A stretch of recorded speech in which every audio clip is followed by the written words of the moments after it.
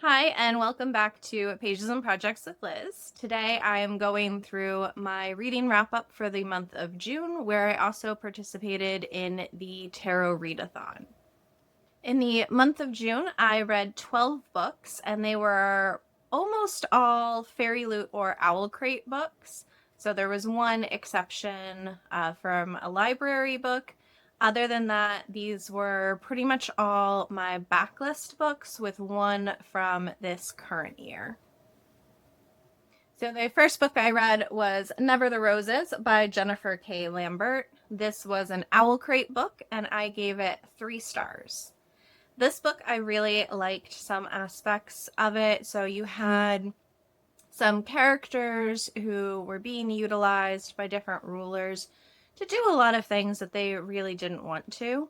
One character in particular had already served their time and was kind of dealing with aspects of grief and depression before having some kind of connection with another character. So I'm trying to be a little vague to not give away a bunch of spoilers. There is a little bit of a romance aspect in this, which felt kind of predictable, but I still overall liked it. Again, 3 stars. It wasn't my favorite. The ending was not what I was expecting. So I certainly thought that it was going to wrap up a different way. It also ends at a point that feels like it should be a duology at least, but as far as I know, this is a standalone book. So again,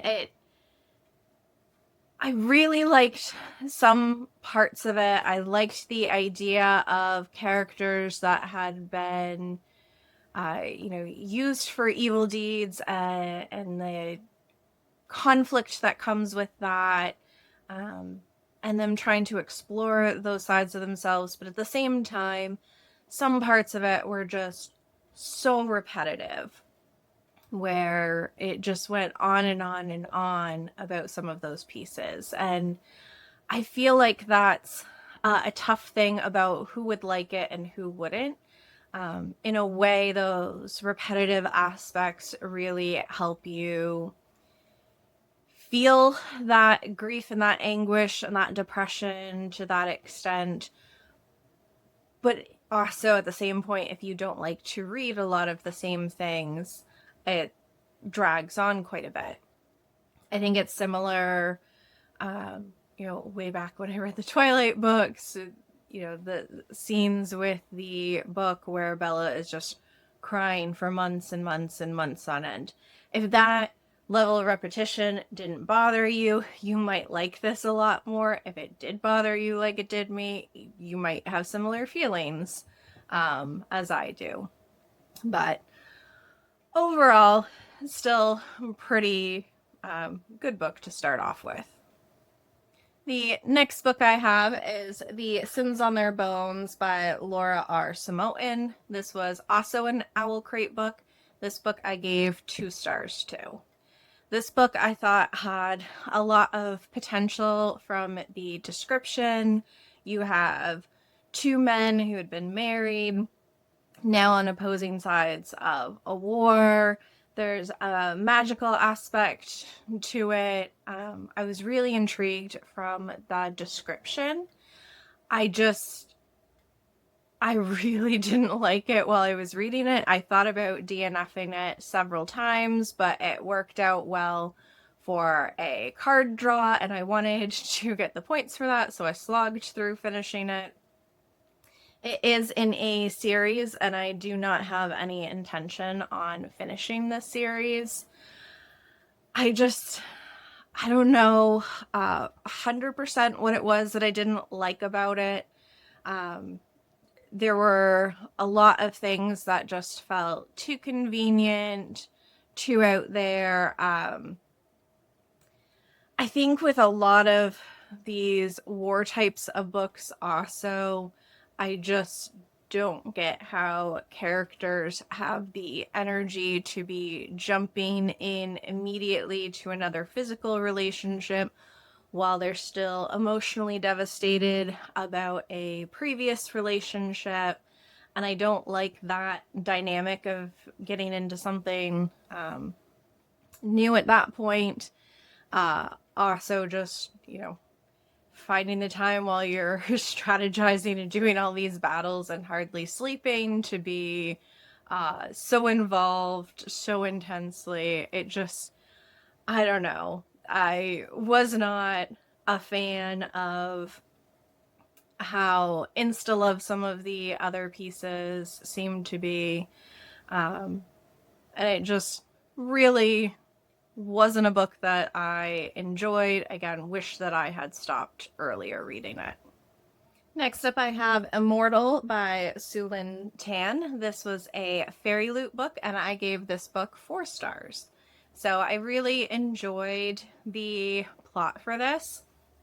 I feel like some of it, again, little typical for a fantasy story. You have a girl who gets some special powers, didn't realize before. You have immortal beings, different factions kind of fighting against each other. There's a romance in there, but all of it I just feel like worked really well together.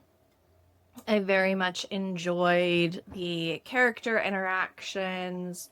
Uh, there were some pieces that popped up that weren't a huge surprise, but then there were other components that did throw me for a loop that I wasn't expecting. And so overall, I just really enjoyed this story.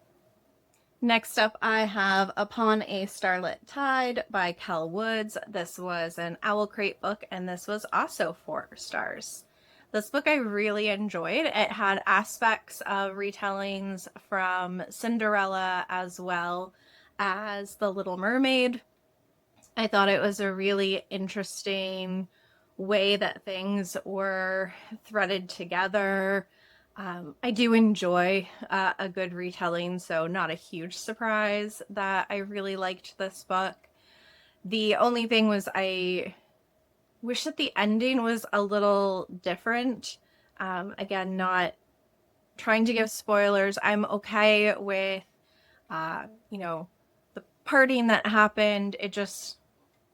I wanted a little bit more at the end. And I feel like that's a good thing with books. If it leads you wanting to continue on more in the world, wanting to see more of the characters, being so tied up with the grief of losing some of them. Again, just really, really enjoyed this book. Next, I have The Longest Autumn by Amy Avery. This was also an Owl Crate book. This one I gave 3 stars to. This book I feel like had, again, so much potential. Unlike the other one where I thought it had a lot of potential and I ended up with 2 stars, I did like enough of this for it to be a 3-star for me. You have the god of death, you have deities for different seasons, you have a whole group associated around that, some evil magic. Fall-based things, it really sounded like it would tick a lot of boxes, and I went into this expecting it to be a 4 or 5-star book for me. However, even though I liked a lot of the pieces to it, it was another one where I feel like it got really repetitive at parts, and it just felt like the plot wasn't moving forward.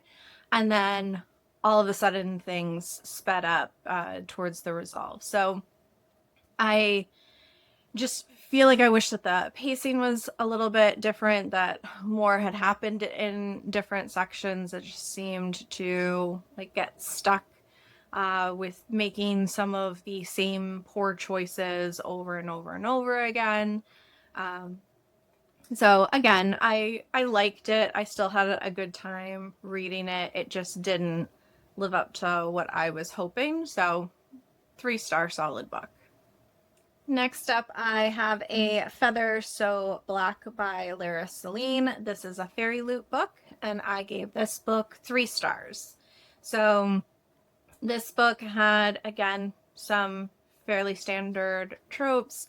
You have fairies, you have humans, you have crossing over between the different worlds, the uh, different things that come up with that, some of the rules about what you should do in the different lands.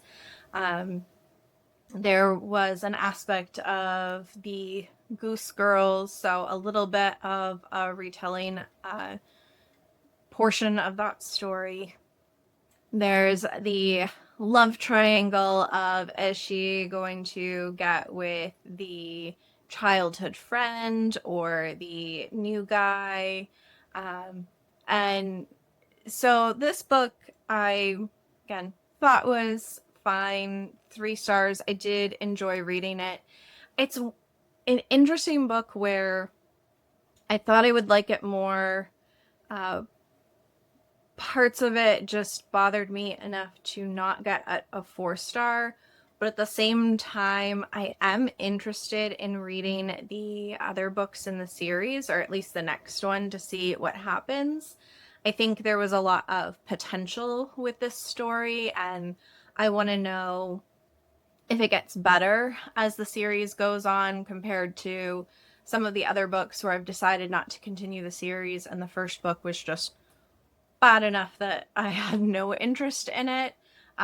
This one, I kind of want to see if it gets better. So it's not a high priority to me to continue on with the series, but it's not on my series list of series that I have no intention on finishing. So, again, an interesting book, and I'm still trying to figure out some of my feelings with different parts of it. It's one that I think if I sat on longer, I might change my mind. But again, I at least want to read the next book and see what I think. Next up, I have The God and the Gummy Hoe by Sophie Kim. This is a fairy loot book, and this book I gave 4 stars to. This book had a lot of, again, pieces that I enjoyed. You have magical creatures in the same world as humans, interacting together, but definitely leaning more heavily towards the magical element in this.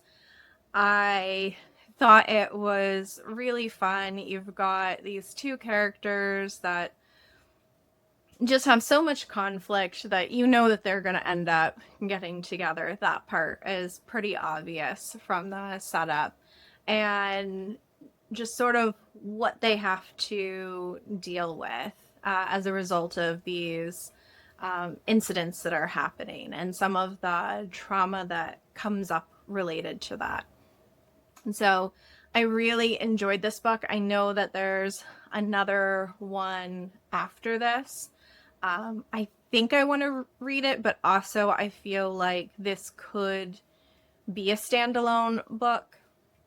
And so I really hope that if I read the next book, it doesn't make me dislike this more. That has happened sometimes where the follow-up book, you want to pretend that it never happened and just stay with the original story. And this, I think, does end at a point that it leaves it open for the next book, but also you could see this being a standalone. So I probably will read the next book anyway. Just curiosity will get the better of me, but I did enjoy this story.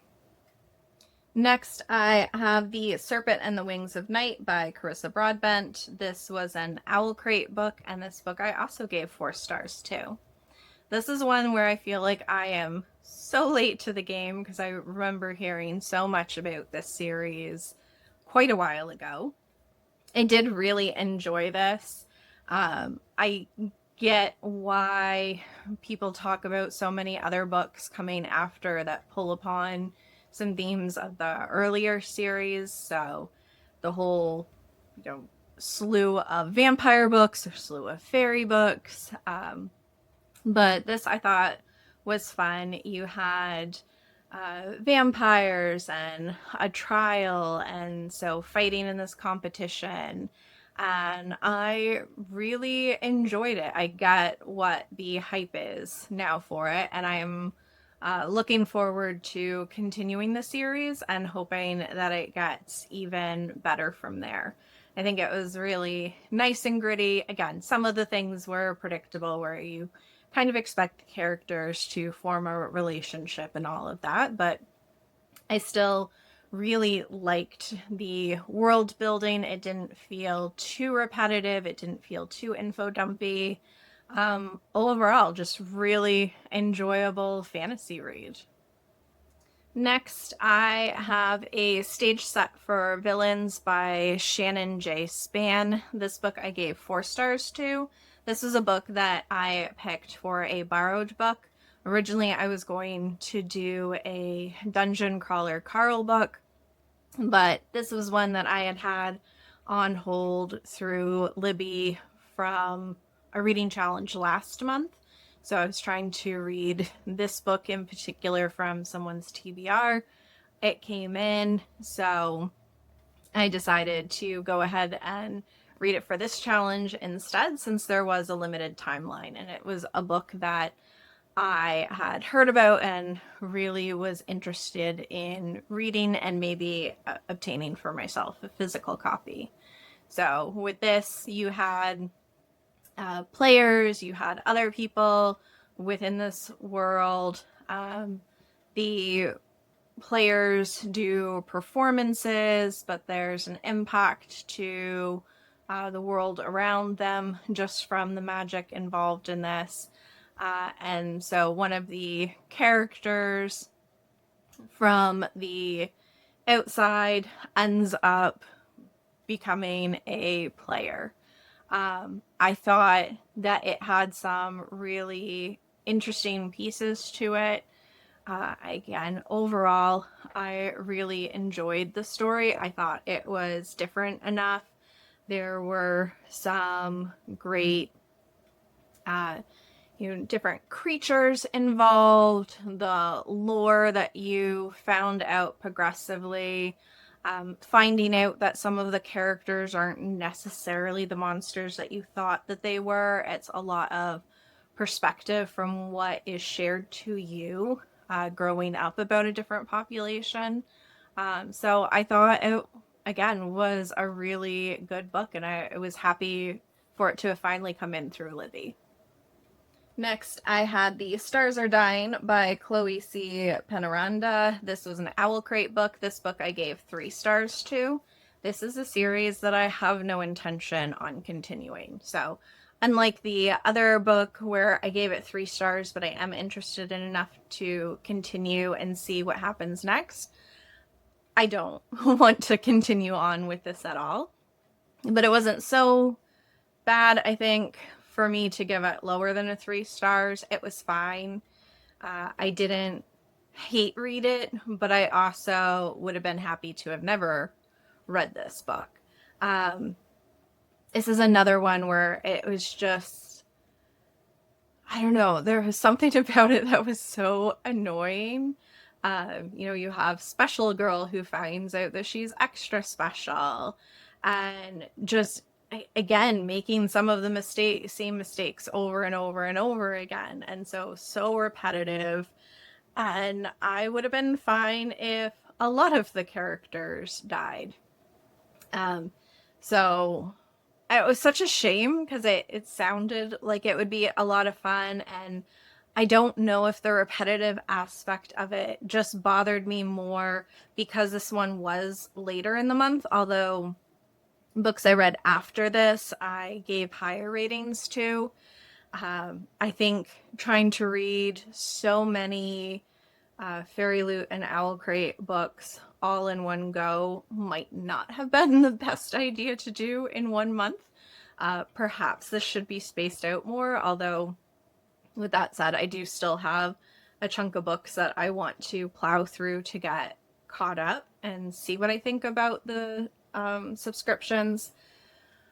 But it just, I don't know. I don't know if some of the books that are selected aren't that great, if they just were so similar that it does feel so repetitive if you read too many of them in a row.